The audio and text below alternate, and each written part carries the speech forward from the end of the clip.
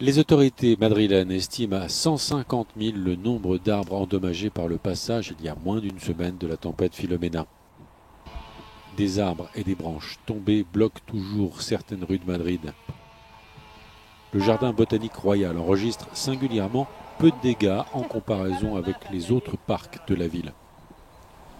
Mariano Sanchez est le conservateur de ce jardin qui est un des plus anciens jardins botaniques d'Europe.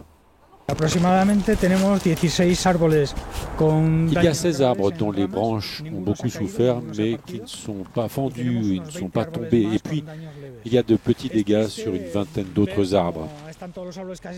C'est triste de voir qu'en une après-midi, tout est perdu pour des pins et des cèdres qu'on avait si bien entretenus, qu'on avait câblés et taillés. Et voilà, brusquement, on perd tout le travail qu'on avait fait.